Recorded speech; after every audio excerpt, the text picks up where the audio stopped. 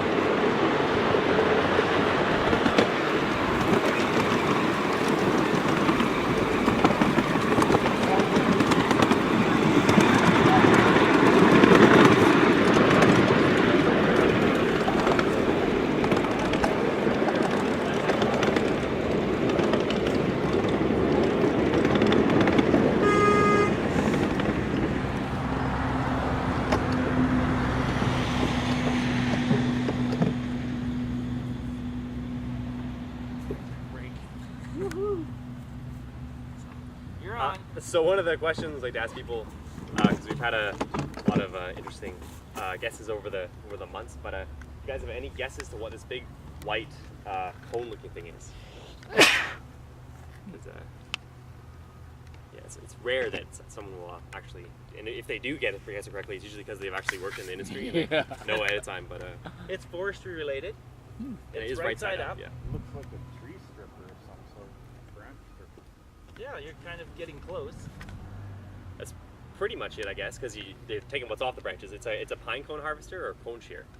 Oh, okay. So what they do is those cables you see on the left there, they suspend it beneath the helicopter, fly into the woods and find whatever type of tree they wanted, and they drop it over top. And when they lift it up again, those blades see the top would shear the branches and cones off the tree and catch them in a net they would have attached.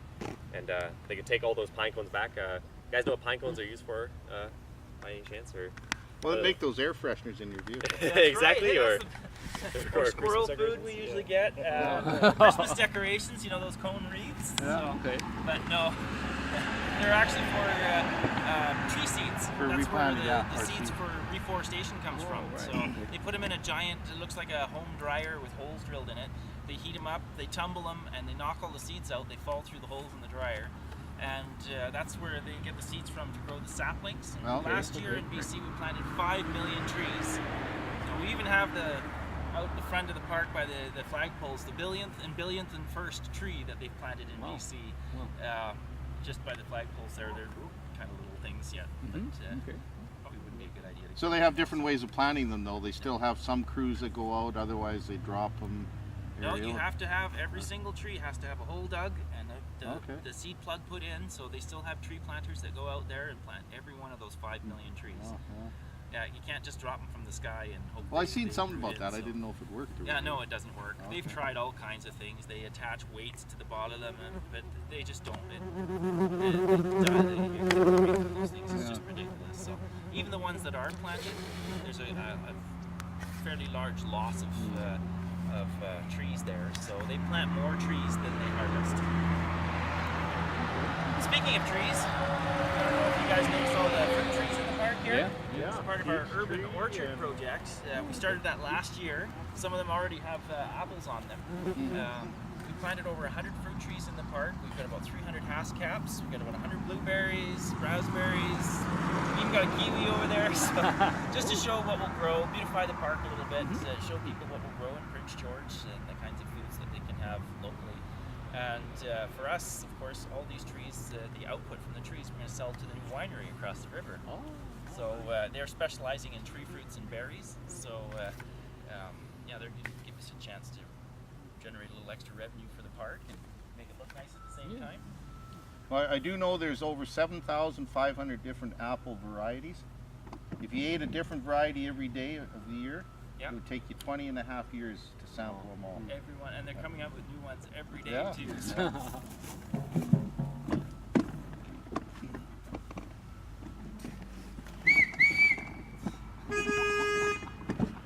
What happened to all the board back there?